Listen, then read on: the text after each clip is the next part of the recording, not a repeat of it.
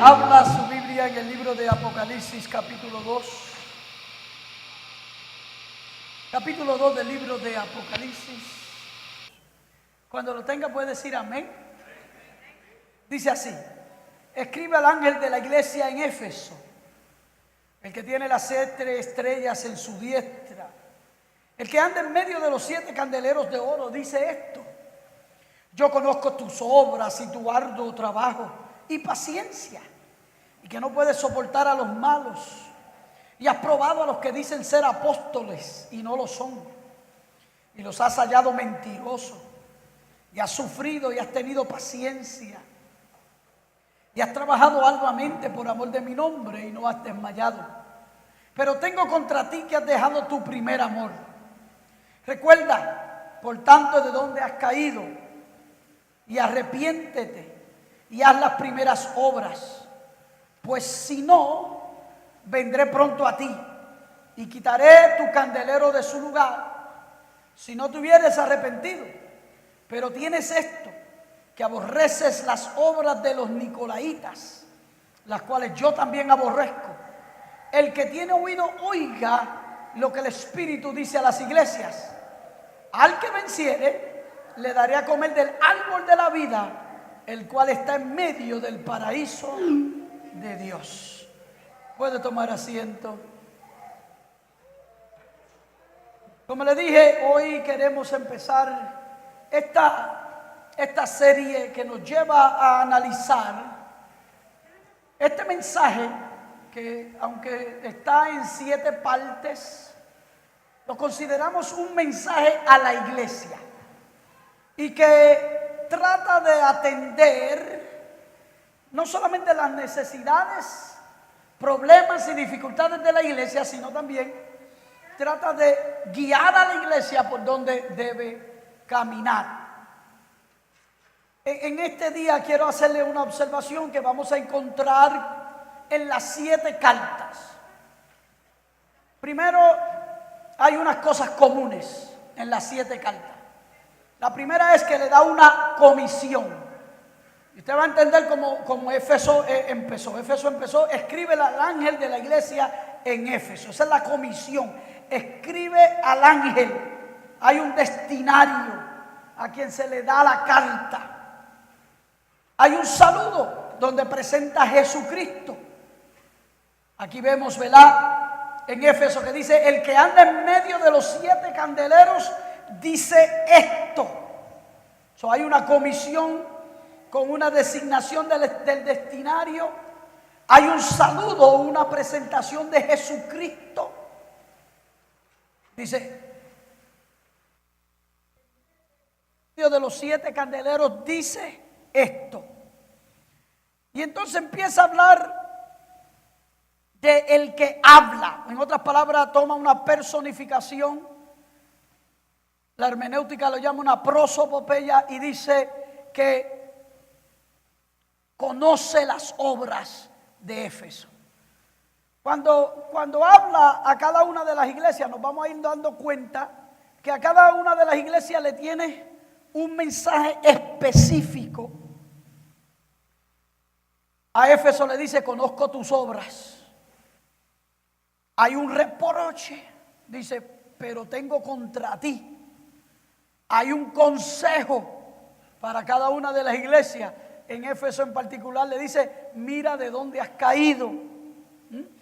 Hay un reproche, un consejo y hay una llamada. Y a Éfeso le dice: el que tiene oídos, oiga. Y al final, una promesa. Le dice: al que venciere. Vamos a ver esto como un denominador común en las 7 cartas, atendiendo las diferencias. Ahora, hay unas diferencias en las 7 cartas que también debemos hablar de ellas. Esmirna y Filadelfia son las únicas 2 cartas que no reciben reproche. Esmirna y Filadelfia, solo alabanza. La Odisea es la única que no recibe alabanza.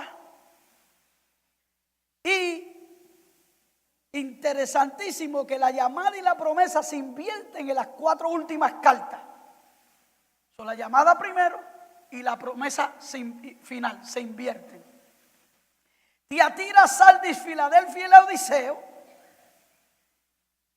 hacen una alusión, ¿está bien esa palabra en español? A que tienen que hacer un cambio grande. Y Éfeso y Laodicea son las dos iglesias con el mensaje más peligroso. Éfeso y Laodicea, la primera y la última carta, son las iglesias con el mensaje más duro y más peligroso. Esmirna y Filadelfia, que se sienten como que están en excelente situación. Pérgamo, Tiatira y Sardis, como un estado de mediocridad. Y cada una de ellas, el mensaje es individual y le habla para que salgan, para que mejoren o para que marchen hacia adelante de donde están. Ahora, una de las cosas que vemos en las cartas es la seguridad de la salvación final. Dios habla a cada una de estas iglesias con el propósito de que los feligreses de esta iglesia sean salvos. Nosotros los pentecostales, que somos parte del pensamiento dispensacional, en otras palabras, que creemos, déjeme explicarle esto porque no es uno de las posiciones más famosas, pero que cuando lo miramos dentro de lo que es cada una de estas dispensaciones, entendemos que el mensaje empieza a ser claro. La dispensación dice que cada una de estas iglesias representan un periodo en la historia de la iglesia. Me explico.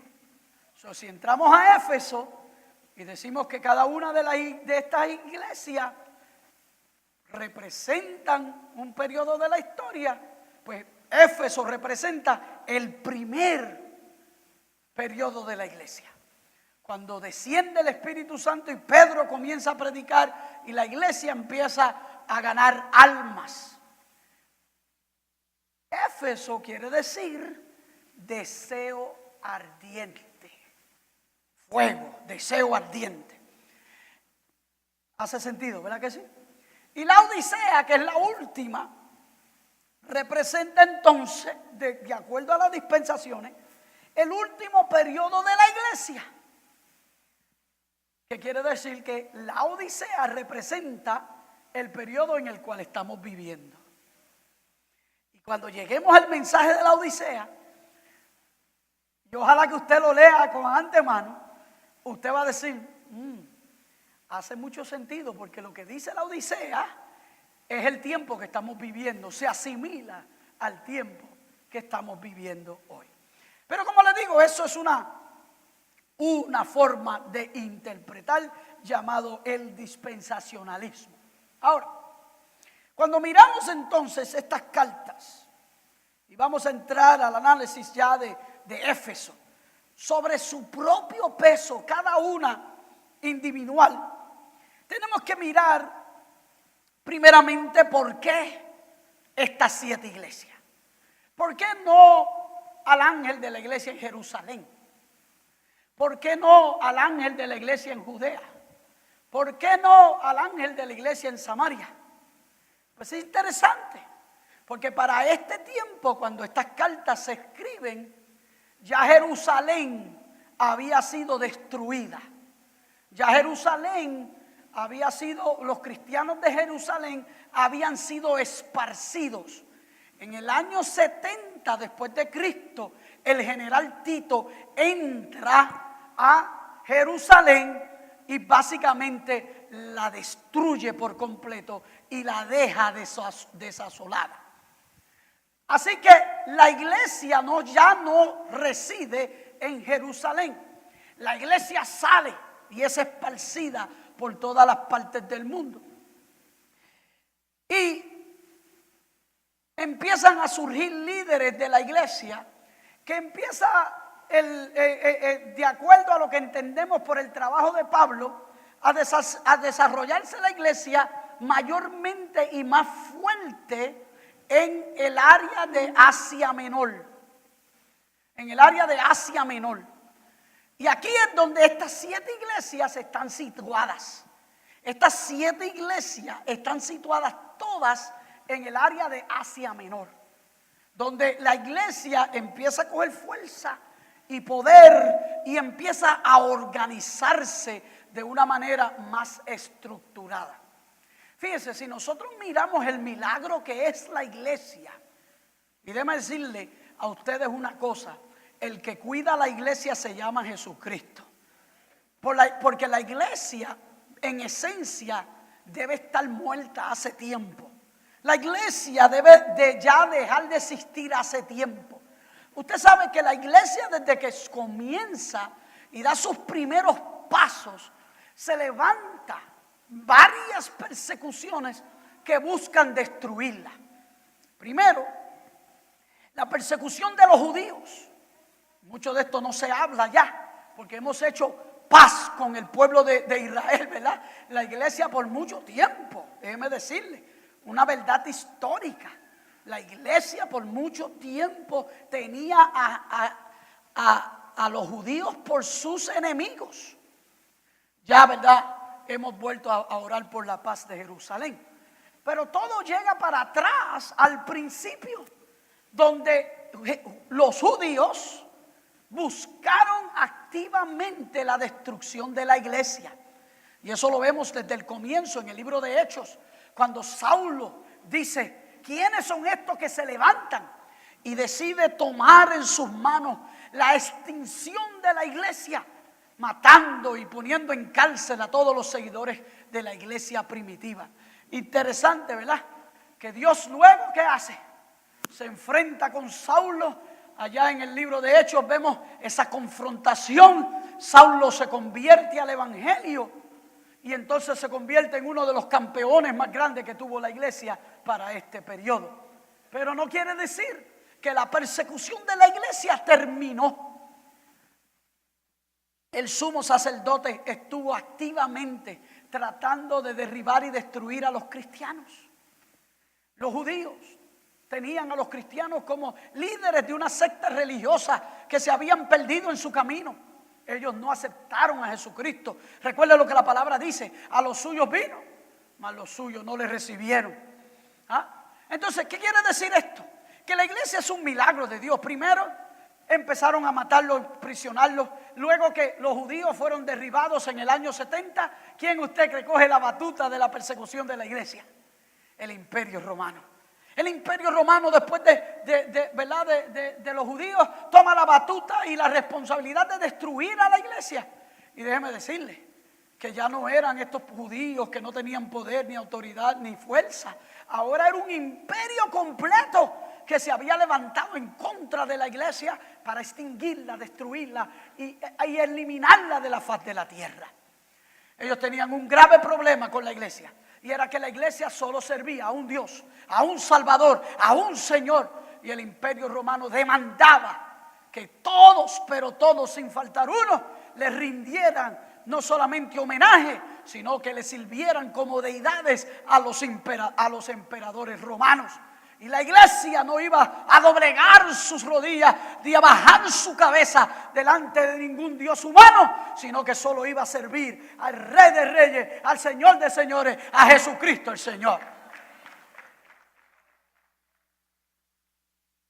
Es interesante que por 313 años esta persecución continuó, tratando de que la iglesia fuera destruida. Pero en todo ese tiempo, es interesante, hermano, cuando los historiadores escriben sobre esto, es interesante que cada persecución hacía que la iglesia creciera más. Qué interesante el ser humano, que cuando es perseguido, cuando está oprimido, busca más de Dios. Cuando está libre, cuando todo está bien, busca menos de Dios. A veces no entendemos por qué nosotros somos así. Yo creo que cuando estamos bien es cuando más debemos estar en nuestra devoción, en nuestra búsqueda, haciendo la voluntad de Dios, buscando hacer lo que Dios nos ha llamado a hacer. Y fíjense, aún dentro del mensaje de la iglesia de Éfeso, el mensaje de Éfeso es el cansancio, es el olvidarse de hacer lo que Dios lo llamó a hacer. Yo conozco tus obras. Qué tremendo mensaje. Yo conozco tus obras y tu arduo trabajo y paciencia, y que no puedes soportar a los malos, y has probado los que dicen ser apóstoles y no lo son, y los has hallado mentirosos, y has sufrido y has tenido paciencia y has trabajado arduamente por amor de mi nombre y no has desmayado. Mire qué mensaje a esta iglesia. Deseo ardiente es su nombre. El Señor le dice: yo conozco que eres fuego, que has empezado. Imagínense, Pedro, el líder, el primer líder de esta iglesia, después de haber negado a Jesucristo, se levanta después de haber recibido el Espíritu Santo con un poder desconocido, con una autoridad que solo puede venir de Dios. Y empieza la iglesia con 5,000, 8,000 que se convierten en 2 mensajes. Y la iglesia empieza con un poder tremendo. Eran protectores de la doctrina. Cuando miramos el libro de Hechos, uno de los acontecimientos muy importantes en el libro de Hechos fue el evento de Ananías y Zafira. Si miramos el evento de Ananías y Zafira, uno dice: uy, ¿cuánto han dicho así cuando han leído a Ananías y a Zafira? ¿A cuánto le ha asustado? Vamos a ser honestos, por favor. ¿Ah? Porque mire lo que esta iglesia empieza a practicar, deseo ardiente. Éfeso. Ellos entienden que Cristo viene pronto. Entonces, cuando se empiezan a convertir al evangelio, ellos empiezan a venderlo todo y dicen: ¿y para qué nosotros queremos? ¿Para qué nosotros queremos dinero o propiedades o riquezas? Si Cristo viene. Hicieron un plan entre ellos, donde ellos empezaban a vender todo lo que tenían, todo, y lo entregaban a los apóstoles, para que los apóstoles ¿qué? Compraran y vendieran comida, compraran comida para el sostén, y ellos estuvieran bien y pudieran vivir sin trabajar. El diario de ellos era el servicio a Dios y la predicación del evangelio, y lo podían hacer porque todo el que vendía sus propiedades lo entregaban a la iglesia, vamos a decirlo, aunque todavía no se llamaban iglesia, al grupo que se estaba levantando. Entonces, ¿qué vemos? Que cuando Ananías y Zafira venden su propiedad, ellos creen, pero no creen 100%. ¿Cuántos cristianos hay que creen, pero no creen 100%? Nadie dijo amén. Ellos creyeron y vendieron su casa. Y allá vino Ananías y habló con Zafira. Y le dijo: bueno, esto está bueno, aquí hay mucho fuego, esto se siente bien, aquí se mueve el Espíritu Santo, pero vamos a guardar algo por si acaso. Y decidieron extraer de la cantidad y solo llevar una parte. Y cuando Ananías llega a donde Pedro y le entrega, ¿verdad?, su dinero, Pedro le dice: ¿estás seguro? Hello, ¿estás seguro que esta fue la cantidad? Sí, Pedro, todo bien. Y Pedro le da una declaración que si hoy se hiciera esa declaración, ay Dios, alguien diga amén o ouch. La declaración que se le hizo: ¿cómo tú te has atrevido a mentirle al Espíritu Santo?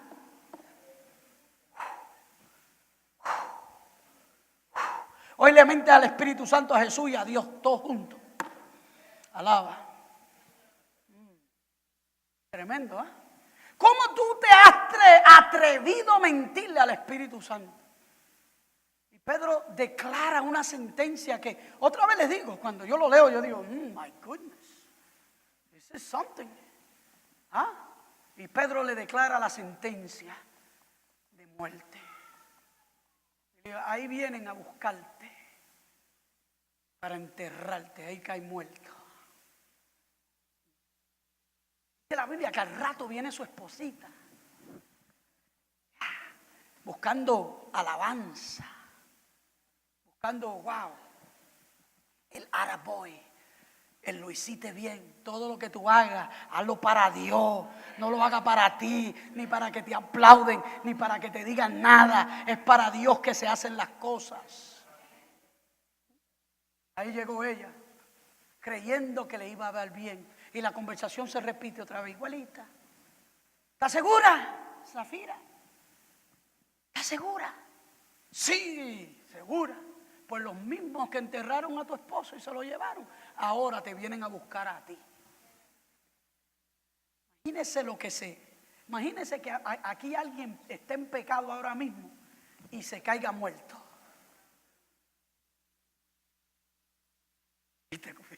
Los ojos hicieron. Imagínese. ¿Qué usted cree que corrió por aquella iglesia? ¿Qué usted cree que corrió por aquella iglesia? No, esto no es juego, esto no es ningún relajo, esto hay que hacerlo bien, esto hay que vivir bien. Mira lo que le pasó a Ananías y a Zafira.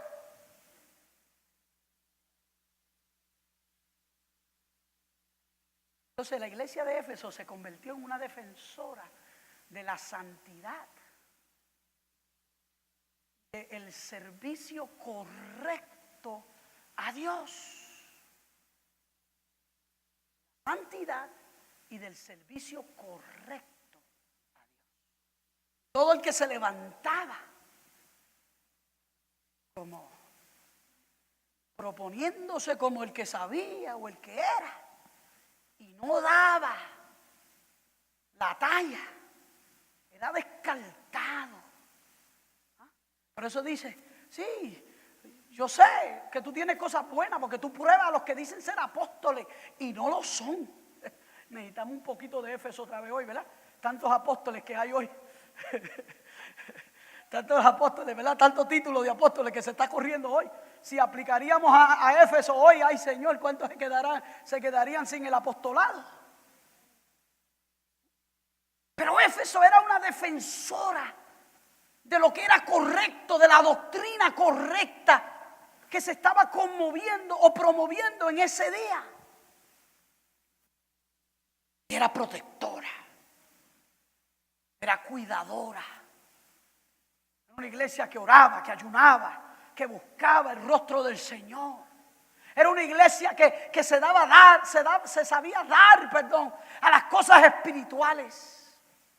Era una iglesia que entendía que su misión y trabajo era conquistar al mundo para Cristo y creía que Cristo venía en su tiempo. Imagínense si usted le dicen que tiene 20 años para evangelizar el mundo. Tendría que todo hombre, mujer, niño, joven, tendría que salir corriendo a hacer el trabajo de la evangelización. Y eso era lo que ellos creían, que Cristo venía en su tiempo. Pedro pensaba que antes que muriera Juan, Cristo venía a buscar a su iglesia. Una mala interpretación que hizo de un texto o de un dicho que hizo Jesús. Dice, has sufrido. Esta es la iglesia más sufrida. Esta es la iglesia que vio a sus cristianos ser tirados a los leones, que vio a sus seguidores ser encarcelados. Mire, Pablo, si usted lee en detalle las epístolas de Pablo, usted se va a dar cuenta que aún siendo el apóstol Pablo, cuando él escribe, si usted es una persona que sabe estudiar a esa profundidad de interpretar el texto, usted se va a dar cuenta que cuando él escribe, detrás de lo que él escribe, hay un sentimiento de pena, hay un sentimiento de culpabilidad. en 2, 3 ocasiones aún Él lo menciona. Él le dice, y de los apóstoles el menor soy yo, porque yo fui el perseguidor de la iglesia. Éfeso, la iglesia de Éfeso sufrió la persecución de Pablo. Mire, cuando vemos a Pablo que Dios le habla camino a Tarso, allá capítulo 8, 9, 10 de Hechos, usted se va allá y Dios manda a Pablo, a Saulo, a casa de quién, de Ananías, y allá le revela a Ananías, mira, te voy a mandar a Saulo. Ananías dice, pero Señor, ¿pero qué es la cosa? Se puso medio dominicano ahí Saulo. Oh, ¿pero qué? ¿Ah? Porque Ananías dijo, pero ¿y cómo tú me vas a mandar a mí, a Saulo, el perseguidor de los cristianos, el que mete No, pero ¿qué hice yo? ¿Qué pasó? ¿Qué hice yo?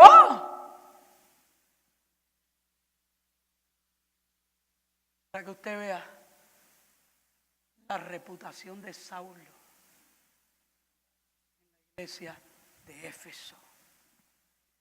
La reputación de Saulo en la iglesia de Éfeso, la persecución que habían sufrido, pero habían trabajado. La persecución no les causó que dejaran el trabajo, siguieron trabajando. A pesar de las encarcelaciones, a pesar de las muertes, a pesar de los rumores, allá se llevaron otro, allá se llevaron otro. Saulo no causó que la iglesia parara su trabajo. La iglesia siguió su trabajo y el Señor le dice, yo conozco tus obras y que has trabajado y que has tenido paciencia y que no has desmayado y tienes amor de mi nombre. Qué mensaje, hermano. Que nos diga ese mensaje a Getsemaní. Yo sé que tú, a pesar de todo, te has mantenido fiel. Pero como somos humanos, siempre nos falta algo. Yo creo que a veces lo que nos falta es para asegurarnos que no nos olvidemos que somos humanos. La reprensión de Éfeso es una, yo digo, de mantenerse. Es una de olvidarse lo importante. Pero tengo una cosa contra ti, que has dejado tu primer amor. Has dejado yo siempre me pongo un poco triste cuando oigo hermanos decir de hermanos nuevos que llegan al Señor y tienen esa experiencia con Cristo y se sienten que viran el mundo al revés por Cristo, porque en esos momentos primeros que uno llega al Señor y que uno encuentra que wow, yo no sabía que esta vida era posible, yo no sabía que yo podía estar tan contento, yo no sabía que yo podía estar tan feliz en Cristo Jesús, yo no sabía que esto era tan bueno, pero ¿por qué yo no lo había hecho antes? Y los hermanos viejos, o de más tiempo para no ofender, se le paran al lado y le dicen, ay, es que está en su primer amor.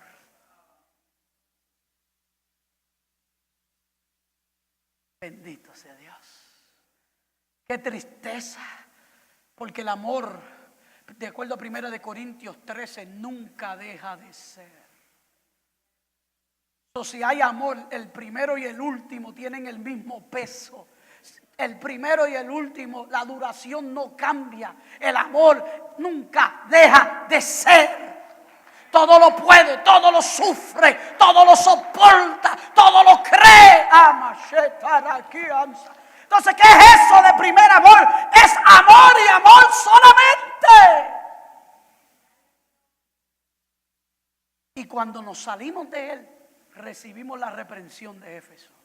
Tengo contra ti porque has dejado. O lo tienes o no lo tienes. O estás en él o te ausentaste de él. Si miramos bien no da una descripción completa de lo que era ese primer amor. No dice exactamente, ¿verdad?, qué era ese primer amor. Pero le dice: recuérdate por tanto de dónde has caído y arrepiéntete y haz las primeras obras. Ahí tenemos la explicación, lo que se entiende por este primer amor.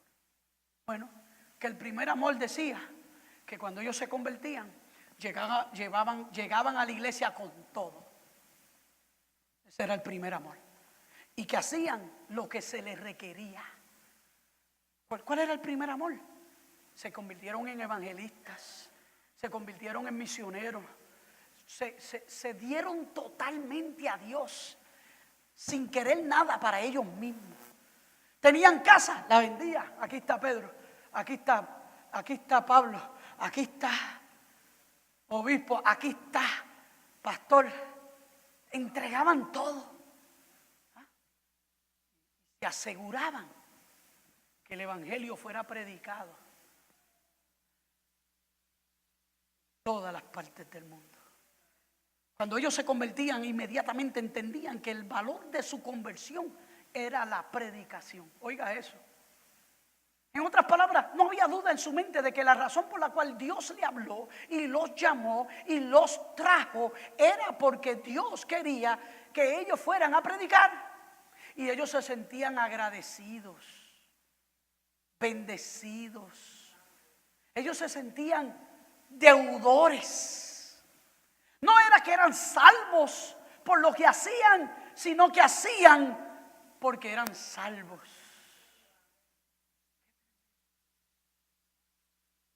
Y ellos aprendieron a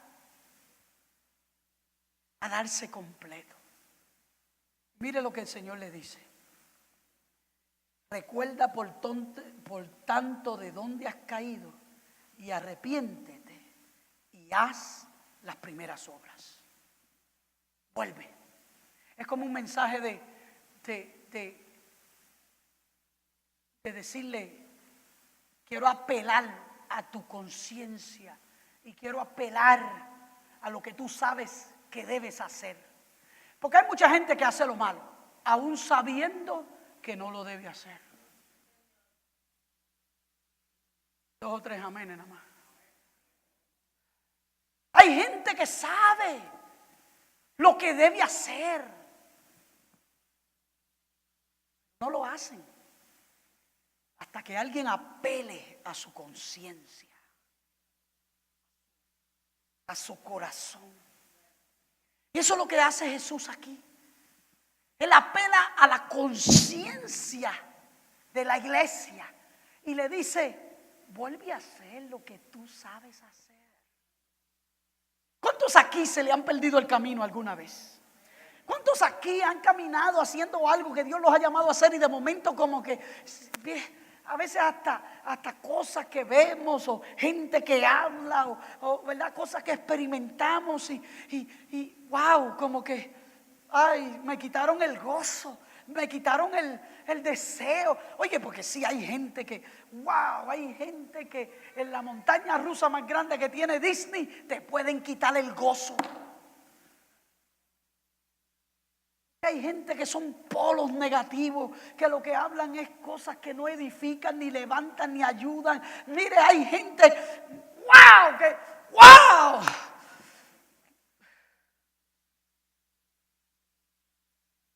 Yo estando en Afganistán un día, había un soldado que era un pesimista de los más grandes y hablando de todo lo malo que nos iba a suceder. Y yo lo miré y le dije: Can I talk to you? Come here. Can you just shut up? Oh, chaplain, ¿qué pasó? ¿Qué pasó? Tú estás asustando, dañando. Vente, háblame a mí, tírame todo eso encima, tíramelo a mí, yo lo puedo resistir. Pero esos soldados no pueden resistir lo que tú estás diciendo. Le estás quitando el ánimo, le estás metiendo miedo, les estás haciendo daño. Pero déjeme decirle una cosa. Que podemos toda la vida echarle la culpa a otro por lo que nosotros hacemos. Pero aquí el ángel, al ángel de la iglesia que le escriben, le dicen claramente: recuérdate por tanto de dónde has caído y arrepiéntete y haz las primeras obras. La apelación es a cada uno de nosotros, es para que nosotros lleguemos a la conclusión que no importa la razón por la cual hicimos lo que hicimos, la responsabilidad es nuestra de recapacitar, de caer en sí y de hacer lo que Dios nos llamó a hacer. Porque hemos llegado a un momento en la historia humana donde, ¡wow!, qué cosa más grande en la vida. Nadie tiene la culpa de nada. Los hijos le echan la culpa a los padres. ¿Hasta cuándo? ¡Wow! ¿Hasta cuándo van a echarle la culpa a los padres? ¿Y hasta cuándo el hijo tiene que asumir responsabilidad por sí mismo? Hello. Oh, yo soy así porque mis padres me dañaron. Sí, a mí me... ¿Y a quién aquí no puede decir que los padres lo dañaron?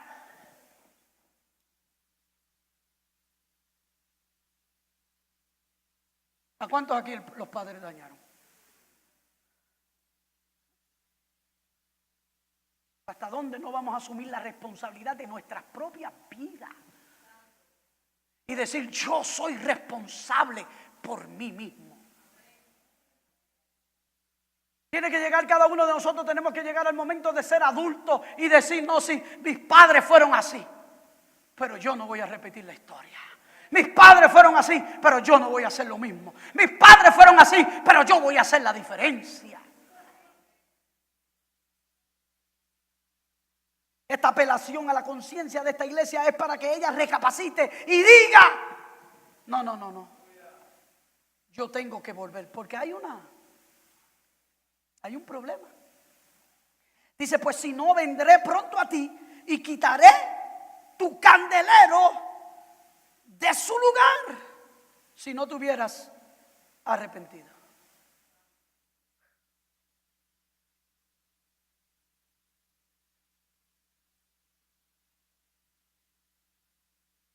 La luz. Hay un problema con el que no se arrepiente, y es que se le va la luz. El que no se arrepiente y no recapacita lo que hace, se le va la luz y se queda en oscuridad. Y la Biblia dice: por cuanto no escucharon la verdad, fueron entregados a espíritus de mentira. Y hay personas viviendo mentiras, tan engañados de sí mismos que no pueden ver la luz del día. Hay gente que solo viven en su oscuridad y no pueden ver la verdad porque no tienen luz.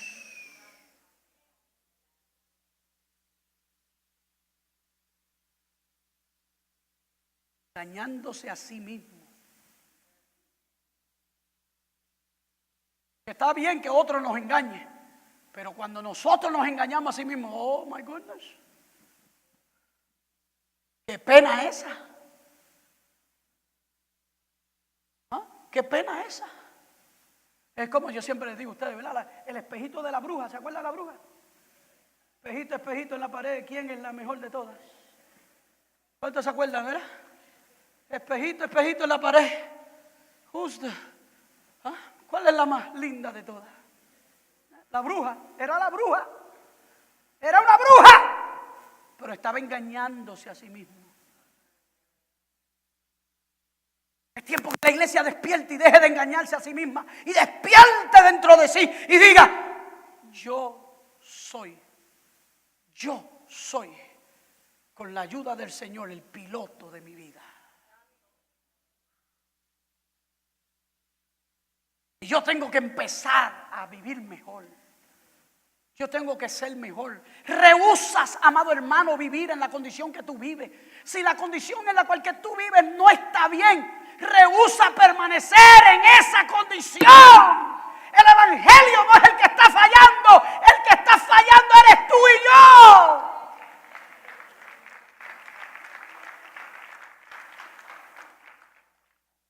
El esposo que persiste en vivir con la mujer que no sirve. La esposa que persiste en vivir con el hombre que no sirve.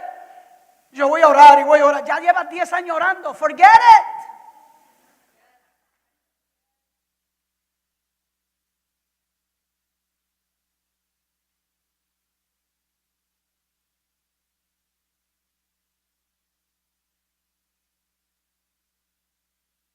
Mi primera experiencia con consejería matrimonial. Yo tenía 9, 10 años. Mi primera experiencia con consejería matrimonial. Mi papá tenía la costumbre de llevarme a mí a todo lugar que iba. Parece que Dios desde esa edad me estaba preparando. Fui con mi papá a una consejería matrimonial. Allá en el Bronx, en Nueva York. Fuimos a una casa, una pareja, que estaba teniendo muchos problemas. Y fue una impresión tan grande en mí que me acuerdo exactamente las palabras que ella usó. Ellos tenían toda clase de problemas. Y ella se sienta al lado de su esposo, mi papá se sienta al frente y yo ahí al ladito escuchando. Y ella coge la mano de su esposo y le hace así como una caricia y le dice: por lo menos estas manos nunca me han pegado. Nada más servía, pero por lo menos las manos nunca le habían pegado. Y entonces le echamos la culpa al evangelio.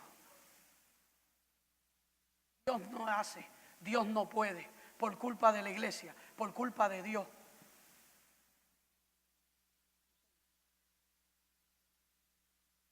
Dios te da las herramientas para crecer, para levantarte, pero tú tienes que asumir la responsabilidad que te toca a ti. Y si hay algo, yo no te estoy diciendo deja a tu esposo o tu esposa ni divórciate, pero no persistas en continuar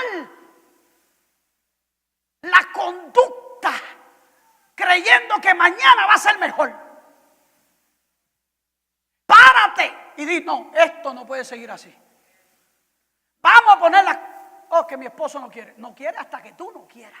Oh, que mi esposa no quiere. No quiere hasta que tú no quieras. Hello.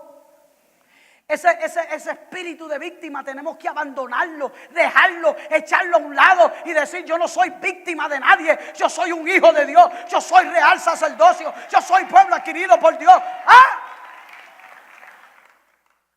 Un esposo que se conduce mal en una casa hay que mirarlo en los ojos y decirle: o te arreglas o mira a ver qué hacemos. Oye, una hermana dijo: sí, Señor.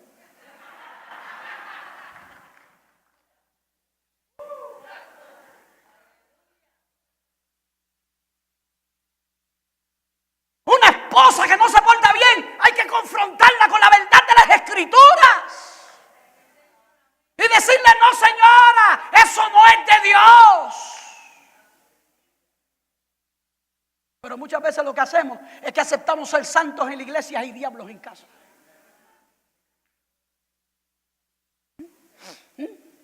Aceptamos ser santos en la iglesia y diablos en casa. En casa nos tratamos bien. En la iglesia nos tratamos: oh, mi amorcito, cariñito. Y el pastor: oh, wow, esa pareja la voy a poner a dar conferencias matrimoniales. Mi amorcito, cariñito, ay, mi limoncito.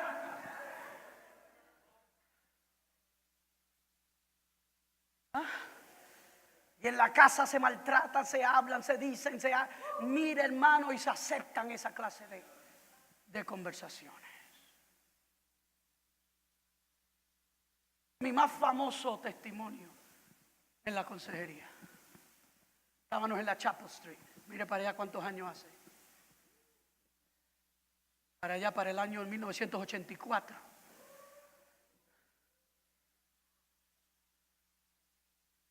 Claudia no había ni nacido. Thank you. Llega un jovencito de 12, 13 años a mi oficina. Pastor, quiero hablar con usted. Entra, amigo. No, es que lo que le tengo que decir es muy malo. Es muy difícil. Se le va a hacer difícil aceptarlo. Pero entra, amigo, no te apures aquí. Yo siempre le digo a los jóvenes: this is a safe zone. Mire, yo le perdono a algún joven más que a un adulto, ¿sabe? Porque a un joven yo quiero restaurarle. Un adulto should know better. Debe saber mejor.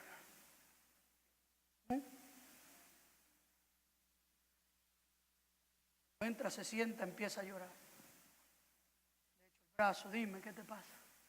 Pastor, es que lo que le tengo que decir es acerca de mis padres. Y no te apures, dígame. Pastor, pero es que ellos son sus líderes, sus maestros, sus diáconos. Y no importa, dime lo que sea. Pastor, es que ellos en la iglesia son unos santos y en la casa son unos diablos.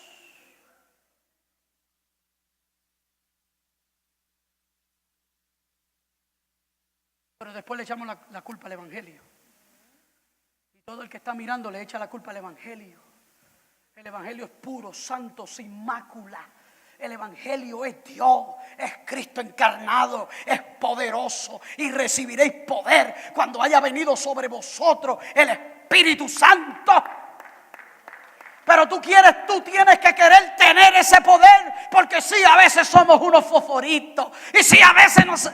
Pero tú puedes apagar ese fósforo, tú puedes contener ese fósforo, tú puedes dominar ese fósforo para Dios, para tu familia, para tu vida. Tú puedes decir, no, yo no voy a ser así.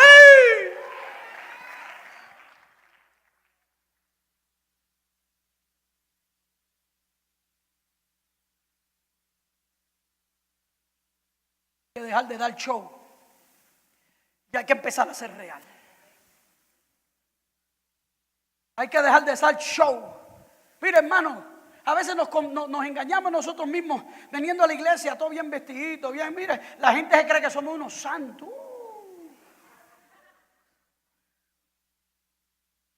Estamos llenos de cosas incorrectas delante de Dios. Hablamos del vecino, hablamos del jefe, hablamos de Raimundo y todo el mundo, pero somos unos santos. Ahora que viene el tiempo del tax time, aquí es donde se pervierte medio mundo para arrepentirse el día 15. Tomamos permiso que Dios nos da y tomamos permiso que no son dignos de uno que es llamado cristiano para salir al frente. ¿Para qué? Para $2 más, $5 más. ¿Para qué? Tú vas a poner tu salvación en juego por sacar una ventaja. ¿Para qué? Para verte bien. Pablo le dijo a Timoteo, pero tú sufres penalidades como buen soldado de Jesucristo. Hemos llegado al momento que el sufrir ya no es parte de nuestro vocabulario. Cortamos, hacemos atajos en el camino para no hacer lo correcto. Pero Dios está llamando a una iglesia a la verdadera santidad.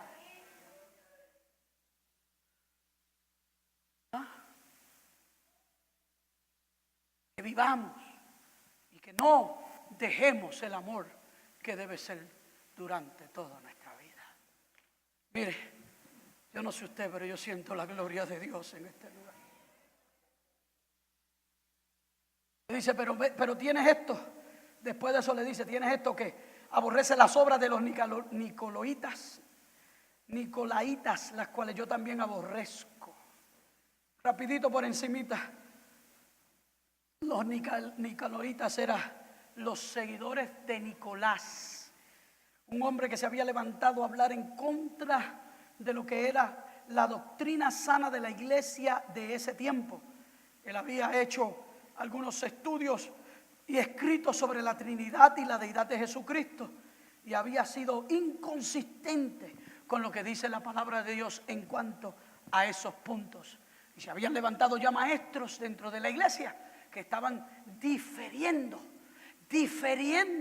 de lo que era la norma o la doctrina que había sido enseñada.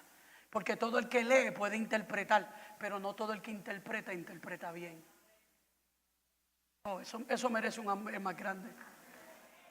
Todo el que lee puede interpretar, pero no todo el que lee o el que interpreta lo hace bien. Y Nicolás era uno de esos. Y la iglesia trabajó duro para separarlo, echarlo a un lado, descartar su doctrina y decir que no, eso no era lo que Dios estaba haciendo. Hoy día, si nos ponemos a hacer ese trabajo, no descansaríamos. Hoy día tenemos un problema, que hay una profileridad de pensamiento cristiano. Hay un problema muy grande y serio en cuanto a las enseñanzas de las Sagradas Escrituras. Todos quieren ser teólogos, pero no todos quieren pagar el precio de irse a estudiar. Es tan fácil hoy día que tú le das 1,200 personas a una persona, $1,200, y te hacen doctor en teología, filosofía. Pero el problema es que el que te está dando el diploma no está ni graduado de colegio. ¿No oyeron eso? Es un joke. Es un chiste. Para tú recibir un doctorado, el que te enseña ya tiene que tener un doctorado antes que tú. ¿Estás entendiendo? Pero como es más fácil por correo, se iba a celebrar una boda en las 2 semanas de vacaciones. Un soldado venía para la casa y su primo le había pedido que él hiciera la ceremonia. Y yo le dije, wow, qué interesante, yo no sabía que tú eras ministro. Dice, no, yo mandé por correo por $50, me dieron el certificado, yo puedo casar.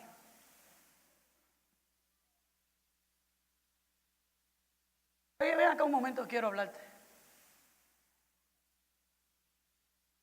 ¿Tú me quieres decir a mí que ese es el valor que tú le pones al matrimonio? ¿Y ese es el valor que tu primo le pone al matrimonio? El matrimonio es uno de los sacramentos de la iglesia y que Dios instituyó desde el principio y que es una de las cosas más santas. Por eso a través de toda la historia humana Dios ha tratado con el matrimonio y ha hablado del matrimonio como algo santo. Y tú me vas a decir que porque tú mandaste por internet a buscar algo, tú te atreves a hacer esa ceremonia. Bueno, después de hablar 45 minutos conmigo, me dijo, no, ya yo no me atrevo, pastor, capellán, ya yo no me atrevo. Le voy a decir que busque a alguien.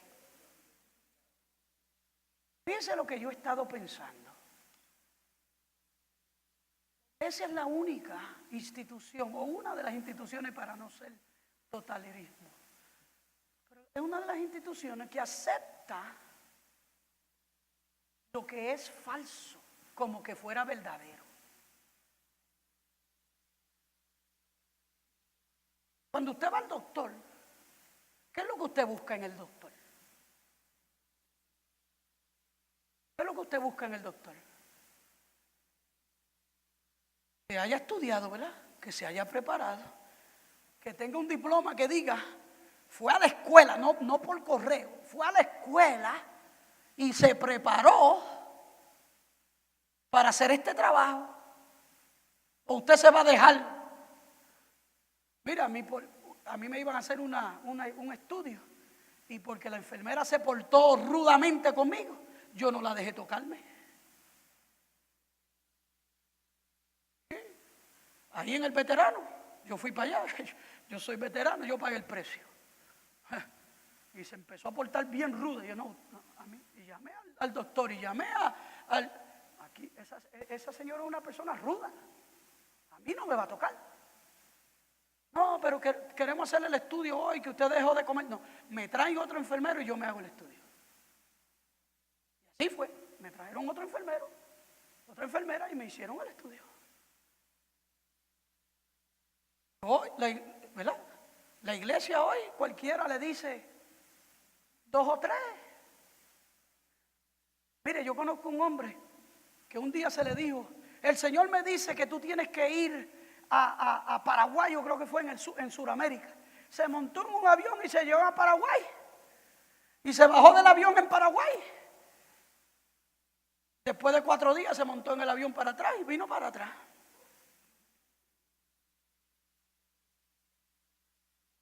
No verificamos, no vemos la persona, no vemos el testimonio de la persona, no miramos quién es el que habla, no miramos a ver si ya ha dicho 10, 20 disparates y ahora viene a decir el 21 para confundirme a mí. Aceptamos. Dios dijo, mire, el primer carro nuevo, 1982, Acabo de comprar un Ford Escort, nada de lujo, un Ford Escort, pero era nuevecito. El Señor me dice que me tienes que dar este carro. Está bien, qué bueno, Dios es bueno, le dije. Cuando me lo diga a mí, hablamos.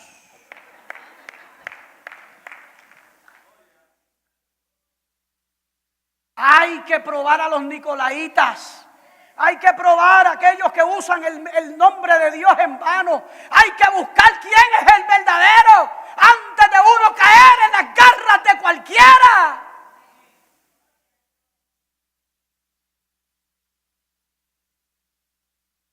Le mandan dinero a gente por correo, en la televisor y a su iglesia, donde disfrutan todo, no diezman ni ofrendan. ¿Dónde entonces está la veracidad de lo que tú crees? Ay, ya me fui.